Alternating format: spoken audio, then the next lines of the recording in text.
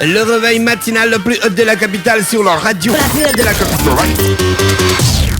Du lundi au vendredi, de 7h à 10h, De retour dans le studio des 104.5 Urban FM, la station urbaine. Vous écoutez le Da Fresh Morning. Dr Pissama, bonjour. Bonjour. Comment vous allez ce matin? Ben, ça va. Vous avez passé un bon week-end? Oui, le week-end, ça va, ça s'est bien passé. D'accord. Aujourd'hui, dans notre émission, on va continuer à parler. La dernière fois, on avait commencé à parler du mariage. D'entrée de jeu, Ingrid, tu dis. Hein? Non, je disais le mariage traditionnel. Le mariage traditionnel, tu précisais. Voilà. Moi, je voulais poser une question. Aujourd'hui, on dit que le mariage, c'est la base sociale de l'État. Nos sociétés avant, est-ce qu'elles étaient constituées en forme d'État? Nos sociétés traditionnelles, est-ce que le mariage avait la même fonctionnalité qu'aujourd'hui? Bon, il faut dire que les structures sociales à grande échelle, on a eu quasiment toutes les formes en Afrique, en Afrique noire. On a des sociétés à État, on a eu des sociétés sans État qu'on appelle des sociétés à chefferie, et on a eu des sociétés sans structure politique apparente, notamment chez les chasseurs-cueilleurs qu'on retrouve, on va dire, les Khoisan, les Aka, les Baka, les Babongo, qu'on appelle improprement les Pygmées. Mais la majorité des sociétés, généralement les sociétés lignagères comme les nôtres, étaient des sociétés à chefferie. D'accord. Maintenant, les chefferies étaient plus ou moins centralisées. Maintenant, là, ça dépendait franchement de plusieurs paramètres. On a eu des sociétés à État. On a eu, par exemple, l'Ouganda. On a le Congo, l'Empire Congo, c'était une confédération de royaumes. On a Mali, on a Ghana, on a Songhai, on a Ile-Ife, il y a eu Méroé. Je ne vais pas partir jusqu'à l'Égypte antique. Donc même le concept et le principe de l'État est né en Afrique noire. Le premier État de l'histoire universelle, c'est l'Empire égyptien, en moins 3200, avant tous les autres. Et quand vous regardez les dates historiques, vous vous rendez compte qu'on parle de préhistoire. C'est-à-dire que le monde entier était dans la préhistoire quand l'Afrique inaugurait l'État, quoi. Donc maintenant, il faut dire il faut considérer ces choses-là comme étant des dynamiques. C'est-à-dire qu'il y a un principe dynamique qui fait que quelque chose naît, grandit, c'est-à-dire ça arrive à son apogée et puis il y a son déclin. Donc maintenant, les différents paramètres ont fait en sorte qu'on a atteint un certain niveau de développement socio-politique dans l'histoire. Et il y a des paramètres comme par exemple les épisodes de la traite transatlantique ou transsaharienne.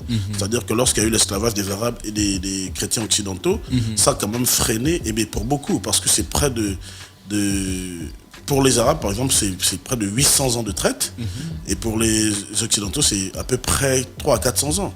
Ouais. Donc nécessairement ça freine, on va dire, les perspectives en matière de développement humain et sociaux et humains des sociétés qui ont été constituées sur notre territoire.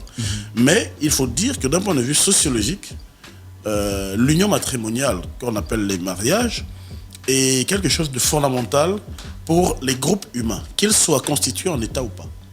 Maintenant, l'État en tant que régulateur de la société à l'échelle globale, tu vois, va donc légiférer. Mais toutes les sociétés légifèrent. C'est-à-dire qu'il y a un code. Dès qu'il y a normes et sanctions, on considère qu'il y a un code. Ouais. Et ce code-là peut être un code écrit, comme les codes civils qu'on connaît, ou ça peut être oraux. Parce que tout le monde sait qu'il y a une règle, et tout le monde sait que l'écart à la règle mérite telle sanction. Donc on ne peut pas dire qu'il n'y a pas de code, sauf que la codification dans le cadre traditionnel n'est pas systématisée et n'est pas écrite. Enfin, n'est pas systématisée par écrit, je veux dire. Voilà, elle est Qu'est-ce qui nous empêchait d'écrire nos traditions? On ne connaissait pas l'écriture? Si. Est-ce qu'il y a la preuve que dans nos sociétés traditionnelles, il y avait l'écriture? Bon, Docteur Pissama. Non, il faut On savoir. n'a aucune trace oral, historique et c'est- anthropologique de l'écriture. Il faut savoir une chose, c'est que si...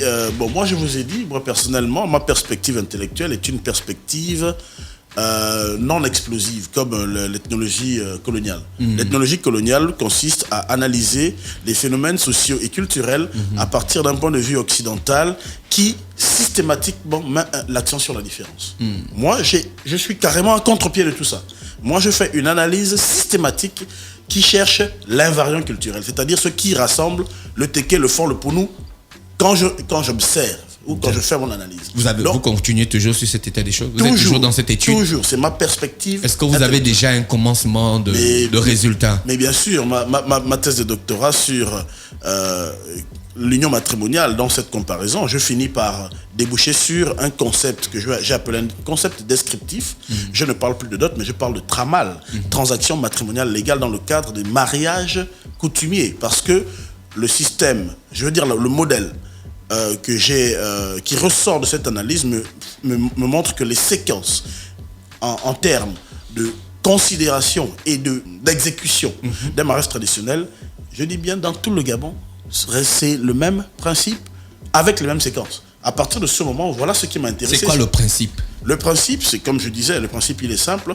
Il n'y a pas mariage, il n'y a pas richesse matérielle, richesse qui n'a pas de signification. C'est quoi richesse qui n'a pas de signification? Mais on avait déjà dit en langue la semaine dernière. Chaque symbole doit avoir une signification. Donc Maniva, Mitangu, Dionga, c'est-à-dire la cérémonie dans laquelle c'est bien, c'est richesse. C'est bien, quand je dis richesse, c'est matériel. Enfin, c'est bien matériel, ont une signification contextuelle. C'est bien qu'une signification contextuelle doit être donnée lors d'une cérémonie spécifique présidée par celui qu'on appelle Taï ou improprement le père. C'est invariant, c'est-à-dire que vous allez dans n'importe laquelle des sociétés gabonaises, quelle que soit l'histoire, la langue, l'ethnie, vous retrouvez la même chose. Mais mieux, ce modèle, je l'ai appliqué à des sociétés non gabonaises, aussi bien au Sénégal qu'en Afrique du Sud, qu'au Kenya, et ça passe. Ça veut dire qu'ici, pour moi, j'arrive à la conclusion que la façon dont on a considéré la relation matrimoniale d'un point de vue culturel, endogène, en Afrique noire, est la même. Maintenant, les formes vont différencier et ça peut s'expliquer pour des considérations historiques, politiques, sociales et économiques. J'avais fait la relation la dernière fois entre les plaquettes de fer chez les Fonds du Nord, la tête de hache et l'enclume et le marteau. Par exemple, chez les populations du sud-est du Gabon. Tout ça, pourquoi? C'est parce que c'est la matière, le minéral en soi, la nature du minéral et la considération, c'est lourd. On emmène ça parce qu'on dit en même temps qu'on emmène ça parce que le mariage doit être lourd. Docteur, et donc posé. Ce que vous venez de dire m'intéresse beaucoup parce que ça va dans le sens on dirait que vous avez anticipé dans les questions que je voulais vous poser. Le tramal, transaction matrimoniale légale. Qu'est-ce qui est transmis d'une famille à une autre? Voilà, il y a plusieurs choses. Donc, une famille, l'une emmène des biens matériels. Très bien. Qui ont une signification. Oui. Et l'autre transmet une femme. Tout à fait. Il la transmet jusqu'à quel niveau de propriété? Et là, c'est le grand débat intellectuel. Et là, c'est les théoriciens. Au passage, ma thèse a failli être refusée. Parce que je démontrais que les théories à partir desquelles on analyse les mariages africains et précisément gabonais sont des théories inappropriées et inopérantes sur le terrain. Lorsqu'il y a mariage, lorsque ça répond au principe de réciprocité générale. Voilà le principe théorique, c'est la réciprocité générale. Il faut savoir que lorsqu'on emmène des biens matériels pour épouser une femme, on ouvre un cycle de réciprocité. J'emmène des biens matériels parce que moi je veux ouvrir ce cycle de réciprocité. Lorsque j'ai donné ces biens matériels, il y a ce qu'on appelle un échange différé. Je vais donner des biens qui ont une signification pour qu'on me donne des droits sur une femme. On vous donne, vous, ces droits ou toute votre famille sur cette femme? Bien sûr, c'est la famille. Sauf que quand même... Donc ça justifie le fait que dans nos sociétés traditionnelles, un homme qui meurt, c'est son frère qui prend la femme. Non, là, vous allez trop vite en besogne. Là, quand même, attention aux idées. Oui, mais c'est parce que... On va aller... Oui, il faut décortiquer ça. C'est-à-dire que dans le cycle, je donne des biens matériels pour des droits. Et ça, c'est le principe même de la réciprocité. Parce que, monsieur Dafresh, je vous dis, si je vous donne 100 francs et que vous me remettez 100 francs, il n'y a pas lien. Et il n'y a plus relation qui soit tissée. Il faut ce qu'on appelle un endettement social symbolique. C'est un endettement symbolique que j'opère. En donnant des biens, on ne me donne pas des biens matériels, on me donne des droits. Je donne du matériel pour de l'immatériel. Ce qui fait que le jour où je vais récupérer mon épouse, on me donnera des biens matériels. La famille de la femme va me donner des biens matériels pour qu'eux, ils prennent des droits dans la mienne. À partir de ce moment, ils ont le droit d'intervenir dans ma famille. Sinon, il n'y a pas de raison que lorsque j'ai un décès, j'ai un ceci, j'ai un cela, ils interviennent. Il n'y a pas de raison que, monsieur Dafresh, vous avez un enfant, vous voulez l'envoyer en Russie, vous allez envoyer cet enfant, vous allez regardez dans ce qu'on appelle le réseau de parenté ou parentèle, quelle est la personne la plus proche, en vertu de la dot que j'avais donnée quelque part, qui peut être considérée comme mon parent pour recevoir cet enfant. Si vous n'avez aucun frère, aucune sœur, directement en Russie. Et quand vous enverrez cet enfant là-bas, en vertu du fait que ce monsieur, qui est certainement le frère du mari, de la sœur de votre frère, Ah, c'est long. oui, C'est long. mais je vous dis que ça se passe comme ça. Le frère du mari, de la sœur de votre épouse. Et parce que vous avez donné la dot à votre épouse, sa sœur qui a un mari, qui a son frère qui est en Russie, a le devoir de recevoir votre enfant. Expliquez-moi ça dans le système occidental, comment ça s'explique? Impossible. Il n'y a que en vertu de la dot. Parce qu'il y a des droits qui ont été conférés d'une famille à une autre. Ce sont des droits de solidarité, d'entraide obligatoires. C'est pourquoi on appelle ça union matrimoniale. C'est le contrat social de base le plus fondateur des institutions sociales dans notre société traditionnelle. Parce qu'à travers ça, il y a une multitude de possibilités et de droits qui s'échangent de part et d'autre. Raison pour laquelle on vous dira le mariage et la dot ne finit pas. C'est pourquoi il est impensable de considérer la dot comme étant un instrument économiste. C'est pas possible. Vous voyez?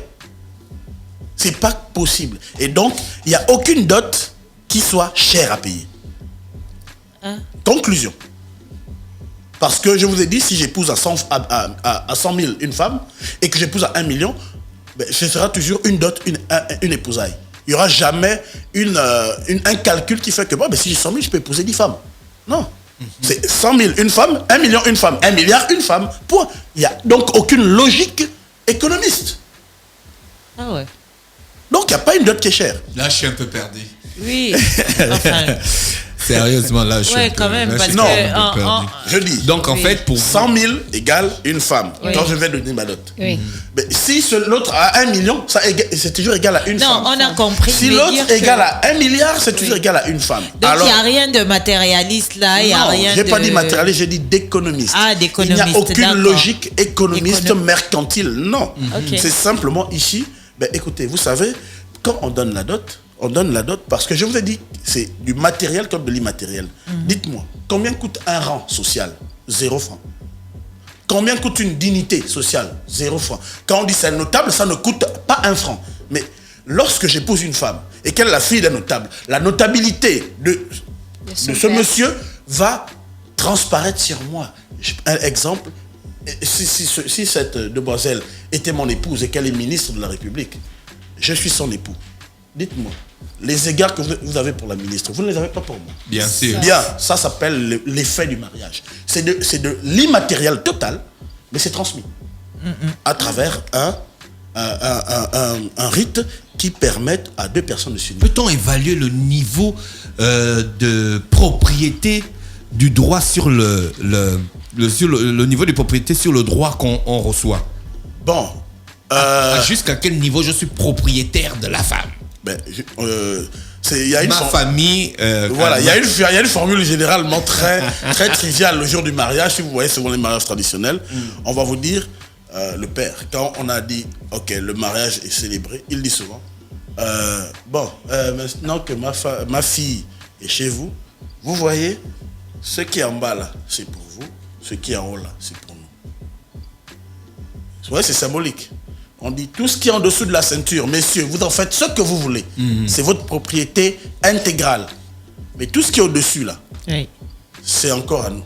Ça veut dire que Ça veut dire quoi? tu peux faire les enfants Faire et les tout, enfants. la progéniture, Voilà. mais tu n'as pas le droit de frapper la... De vie et de mort. Voilà. Impossible. Non, j'ai compris, c'est top. Tu as tous les droits, D'ailleurs. sauf vie et mort sur elle. Tu as tous les droits. Vraiment, tu en fais ce donc que c'est tu veux. limité. Faire les enfants, même si tu veux faire 100, c'est limité. tu as le droit de faire des 100 enfants. C'est vous qui avez décidé. Mais l'intégrité physique, Ouais. spirituelle et morale de cette femme, on aura toujours un regard là-dessus, monsieur. Voilà. Donc on ne te donne pas tous les droits. Mais un mariage n'a jamais été... Justement, dans les sociétés négro-africaines, la femme n'est pas dépourvue de personnalité juridique et sociale comme dans les sociétés indo-européennes.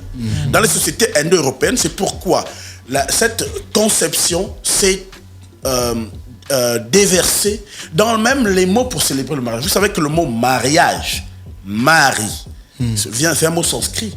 Le mot mariage vient d'un mot sanskrit qui veut dire le combattant. Ce combattant-là, c'est quoi? C'est le thème qui est dans tous les contes de fées aujourd'hui. C'est le jeune homme à qui on donne en cadeau une femme parce qu'il a tué un dragon. Ou il a tué un ceci. Donc la femme lui est donnée. C'est pourquoi je vous ai dit la dot est un phénomène socio-culturel indo-européen. Et parce que les femmes, vous prenez les constitutions, avant les constitutions de Solon d'Athènes, vous prenez les constitutions romaines. La femme n'a aucun droit. Elle n'est personne. Elle est sous la domination d'un pater familias ou d'un pater potestas. Elle passe d'un homme à un homme. Point. Et dedans, dans ces constitutions, on avait droit de vie et de mort sur une femme. Parce qu'elle était coupée de sa famille. Elle abandonnait ses dieux ancestraux et tout le reste pour être. C'est pourquoi on dit mari et femme. C'est un terme où on parle d'union, mais le mot mari, ça ne veut pas dire homme. Alors que le mot femme désigne une... Quand même, quand on dit femme, on voit bien, on est déjà dans le genre. C'est le mot pour dire un genre sexuel. Dans la physiologie. Alors que quand je dis mari, c'est le mot pour dire une position sociale. Donc vous voyez que c'est un déséquilibre total même dans le concept. On dit maintenant vous êtes mari et femme. Il n'y a pas d'égalité. Chez les Gissir, on dit... Ndiamugati na Mulumi. Deux termes qui n'ont rien à voir ensemble, qui ne sont pas l'un découlant de l'autre et qui donnent des personnalités aux deux personnes. Ça veut dire Mugati c'est l'épouse, Mulumi c'est l'époux. Mugati na Mulumi. L'époux et l'épouse. Il n'y a pas un terme qui sort de l'autre. D'accord. C'est-à-dire que l'un n'est pas dépendant de l'autre d'un point de vue intrinsèque, mais ils vont s'unir. C'est pourquoi on parle de réciprocité positive. Parce que dans les sociétés négro-africaines, l'essence du mariage, c'est la transmission de la parenté. D'accord? Dans les sociétés occidentales, l'essence du mariage relève de la transmission d'un patrimoine. Les deux situations, c'est-à-dire les deux phénomènes sociaux, n'ont pas la même essence. Donc, du coup, en termes d'effet de déploiement de ce qu'on va appeler mariage, dans les deux sociétés, les visées ne seront pas les mêmes, les objectifs pas les mêmes, la façon de faire ne sera pas la même. Pourtant, c'est le même phénomène social. C'est pourquoi il est très important de ne pas mélanger les genres. Parce que sinon, on risque de faire quoi? C'est comme si on disait, ok, le pommier est un arbre, le poirier est un arbre, comme ce sont des arbres, ben, ce sont les mêmes fruits. D'accord, docteur Pissama, comment on peut justifier la transmission d'une femme d'un être à un autre dans une même famille après le décès d'un... Bon, ça s'appelle... Bon, là maintenant, c'est ce qu'on appelle donc c'est le lévira ou le sorora, les termes. Dans les sociétés, et dans beaucoup de sociétés, aussi bien africaines qu'extra-africaines, notamment dans les sociétés asiatiques, les arabes, enfin sémitiques, on pouvait... Avant d'avancer, est-ce que ça participe au droit de propriété de la femme par la famille? Non, ça fait partie de la réglementation, justement, des droits chez nous. C'est-à-dire que lorsqu'on a une alliance, c'est pourquoi on parle d'alliance matrimoniale, lorsqu'une famille, au travers de l'union d'un homme et d'une femme, se sont alliés, ce qu'on cherche, c'est de préserver l'alliance. Parce que le fait que deux personnes s'unissent engage tous ces deux groupes. Vous voyez? Et s'il n'y a pas eu de litige qui, après la séparation des deux personnes, impose qu'il y ait une séparation, encore qu'il n'y a presque jamais de séparation dès qu'il y a enfant. Dès qu'il y a des enfants qui sont nés, bon, voilà. En général, on dit que quand un homme décède et qu'il laisse une femme venue en mariage jeune, et surtout avec des enfants assez jeunes, on cherche quelqu'un dans la famille, notamment chez nous les matrilinéaires, on cherche un neveu ou un petit frère qui peut bien reprendre le flambeau de son oncle ou de son grand frère. Si la femme est jeune, ben, ils peuvent consommer l'union. Si la femme est âgée, c'est le droit, on va dire le droit, une sorte de droit social. C'est une sorte de responsabilité juridique et morale qu'il doit avoir. C'est-à-dire qu'il va, on va dire, madame, est-ce que vous voulez continuer l'alliance maintenant que votre époux est parti? Si elle dit oui, moi je veux rester dans mon mariage, ben, il y a un neveu. Mais est-ce qu'on demande ou on le lui impose? Non, on n'impose pas généralement. C'est difficile d'imposer. Vous savez, peut-être, il ne faut pas souvent prendre les cas extrêmes. Non, je demandais. Voilà. Non, c'est un conseil de famille. Parce que quand il y a la mort de l'époux, la famille de la femme, elle est là. Hein. Donc, on peut imposer... Sinon, c'est la guerre. On évite la guerre au maximum. Donc, c'est vrai que... Mais donc, en fait, on nous a menti. Non, c'est vrai. Dans beaucoup de cas. Non, c'est vrai qu'il y a des procédures juridiques endogènes. D'accord ? Ça fait partie des droits. Hein, d'une famille qui a épousé, que de renouveler cette alliance, enfin non, de continuer cette alliance avec eux. Mais la femme, si elle ne veut pas, elle part de là. Elle dit non, moi ça va, c'est fini, je repars chez mes parents. Elle repart, elle a le droit de dire je repars. Elle a le droit de se marier encore. Elle a le droit de se remarier. De se remarier. Bien sûr. Avec l'autorisation de son ancienne... Non, c'est-à-dire que si elle a dit je ne renouvelle pas l'alliance, c'est fini. Elle repart dans sa famille et un autre homme va venir... Généralement, on demande de rembourser la dot. Non, on ne rembourse pas la dot. On rembourse, on restitue un certain nombre d'éléments. D'accord. Parce que, je vous dis, la dot est continuelle. Le système dotal, enfin, c'est quoi ? C'est que quand moi je donne des biens matériels pour ouvrir l'alliance, lorsqu'on vient me déposer ma femme, on m'apporte des biens matériels. Et des fois, si vous faites le décompte, des fois, c'est en termes de valeur, des fois, ça dépasse même la dot que j'ai déposée. Et pendant tout le cycle, c'est vrai qu'avant, on notait. Il y avait des gens qui notaient ce qu'ils donnent et tout ça, machin. Mais si aussi la famille, la belle famille dit, eh ben oui, j'étais à la naissance de son fils, j'ai amené 5 régimes de... Mais vous voyez qu'après, quand on confronte ça, il n'y a presque rien qui est remboursé. Hein? Ouais, ça, c'est des cas extrêmes. C'est vraiment des cas extrêmes.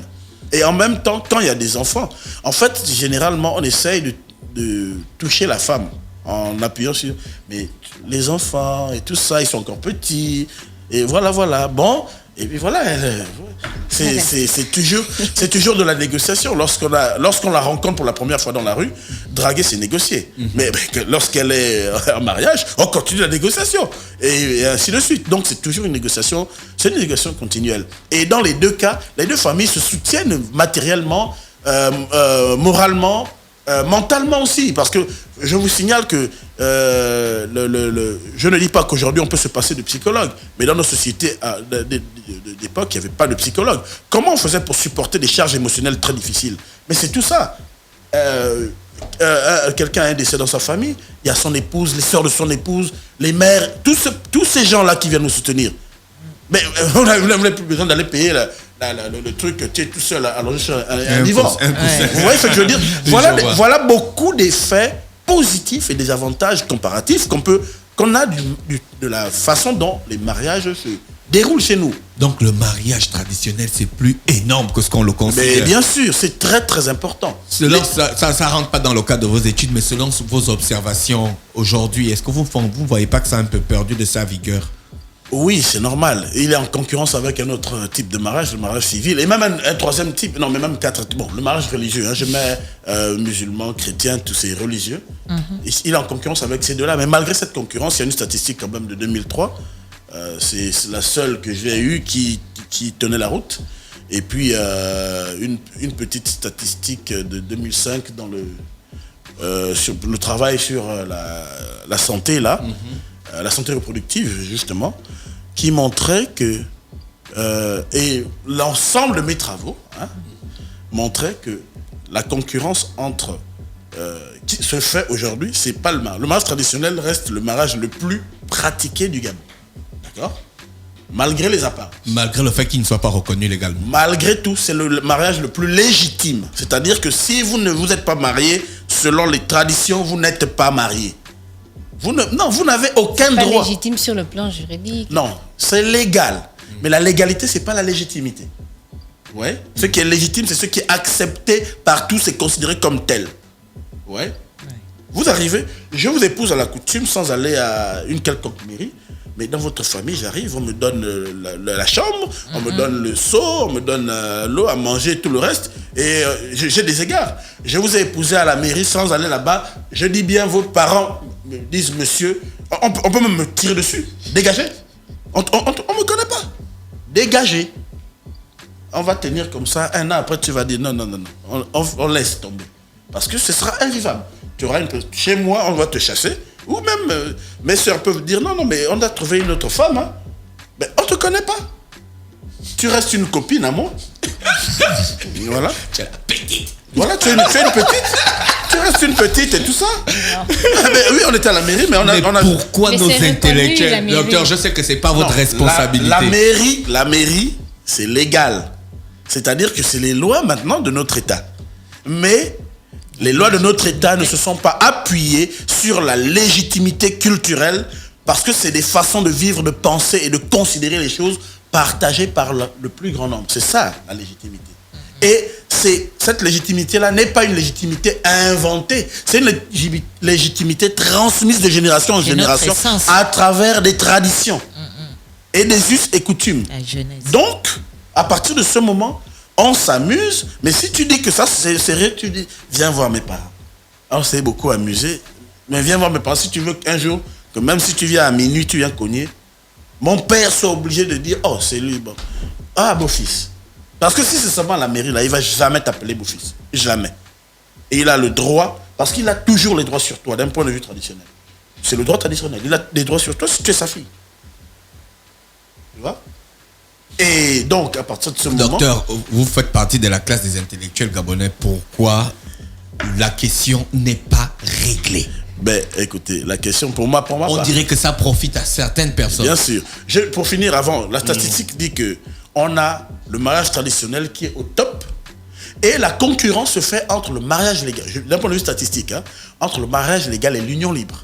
Au Gabon, c'est voilà ceux qui se concurrencient d'un point de vue statistique. Parce qu'il y a beaucoup d'unions libres maintenant et c'est les unions libres qui sont statistiquement en parallèle du mariage civil. Le mariage religieux, c'est presque... La tendance, elle n'est pas très forte. Par contre, en France, ce qui concurrencie le mariage, c'est le Pax. Voilà. Et le mariage lui-même, plutôt le mariage religieux et les unions libres aussi. Bon, le Pax, c'est... Voilà. Parce que le Pax, c'était pour que les homosexuels puissent se mettre ensemble sans qu'ils ne se marient. Parce qu'il faut savoir aussi que le mariage là-bas, c'est traditionnel. Je vous ai dit que la tradition du mariage en France, d'après mes travaux, le mariage traditionnel français, c'est le mariage à l'église. C'est ça leur mariage traditionnel.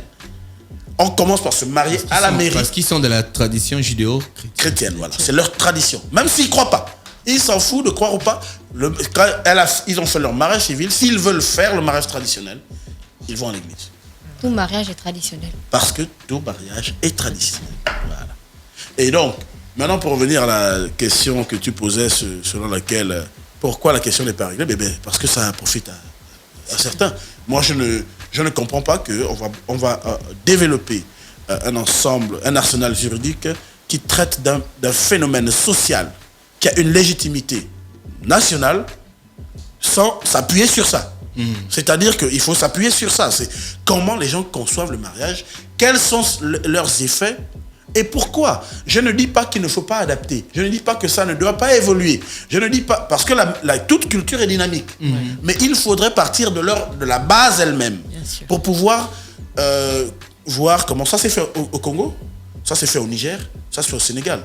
C'est le mariage traditionnel qui constitue l'arsenal juridique qu'on appelle aujourd'hui mariage. Donc, il y a même plus donc, comment on appelle, une sorte de conflit... que je trouve même malsain entre mariage traditionnel et mariage civil. Le mariage, c'est ça quoi. C'est-à-dire maintenant, on a adapté pour que ça facilite même les choses. Ça facilite beaucoup de choses. Parce que ça peut permettre aux gens de préparer sereinement leur mariage. Aujourd'hui, pour se marier convenablement, au Gabon, si vous n'avez pas 10 millions au moins, c'est difficile. Bon, vous me dites... Alors, moi, je suis en train de faire une étude pour pouvoir... mais vraiment accompagner les mariages. Je fais des petites conférences chez les gens qui veulent se marier pour expliquer la tradition et ensuite voir comment les accompagner. Ça, c'est intéressant. Mais bon, j'ai pas encore les moyens de faire le cabinet, tout ça, mais au moins j'accompagne parce que j'ai déjà accompagné 3 ou 4 mariages depuis que je suis rentré comme ça. Et il faut savoir que quand vous dites à quelqu'un 10 millions, le gars, c'est un jeune fonctionnaire ou un jeune cadre, il vient à peine de commencer le travail, il a à peine 400 000 par mois. Mais vous lui dites 10 millions, le type, il est découragé. C'est clair. Il est découragé. Il va vivre avec la fille d'autrui ce sera difficile. Le mariage là va peut-être venir 20 ans ou 30 ans plus tard. Sinon, il est obligé de se surendetter. Mais après le mariage, la vie, elle devient compliquée. C'est ça. Donc, vous voyez que c'est ça. Il y a ça entraîne des drames sociaux. Le fait qu'il n'y ait pas une législation claire. Et je dirais même, moi, je vais plus loin, chiffrée. Pour ma part, l'idée d'un modèle, d'une modélisation du système de dot au Gabon, pour moi, c'était pour aider le législateur et les juristes à proposer une loi sur la dot. C'est très vite, parce que pour moi, je fais la différence entre la loi sur le mariage coutumier et la loi sur la dot. Mais le mariage coutumier est fondé sur la dot, pas autre chose. C'est pas autre chose. Donc, c'est étudier le fonctionnement du système dotal qui permettrait de proposer une véritable loi. C'est pas étudier le mariage coutumier et on donne les effets du mariage dit civil. C'est puisque les deux systèmes ne sont pas fondés sur la même essence. Ils ne poursuivent pas le même but. Je vous ai dit que la dernière phase du mariage traditionnel, c'est la bénédiction du lit. Vous voyez ? On bénit le lit pour que vous fassiez beaucoup d'enfants. Parce qu'il faut transmettre la parenté et le lignage. Vous voyez ce que je veux dire ? C'est pas l'objectif du mariage occidental, ou c'est la transmission d'un patrimoine. Aussi bien matériel ou immatériel, on doit transmettre des rangs, des affaires, des choses comme ça. Donc vous comprenez que les effets n'étant pas, plutôt l'essence n'étant pas la même, on ne poursuit pas le même but. À partir de ce moment, si on prend les effets du mariage civil, qu'on les colle comme ça au mariage traditionnel, on n'a pas réglé la question. C'est clair. Pas du tout. Ça, c'est mon avis et je l'ai dit et je peux le démontrer. Je le démontre à qui veut l'entendre. Celui qui veut, il vient, je lui fais la démonstration. Merci, docteur Pissama. Je pense que la semaine prochaine, on va parler de la mort dans le mariage et de ses effets. Ingrid, merci. Irénée Ruth, merci. Merci de nous avoir entretenus dans ta rubrique ce matin. Urban FM 104.5. Urban FM, toujours dans le barrio, proche des éléments. On fait passer les chariots à chaque événement. Général en costard. Urban FM, c'est cool, c'est fun. En fait, jamais une radio n'avait été aussi musicale. Et si on refaisait le hip-hop?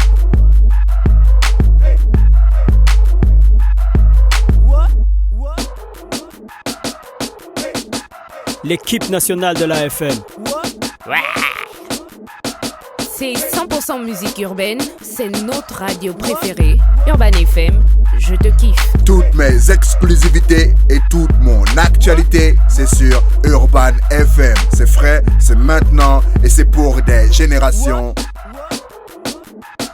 Urban FM 104.5.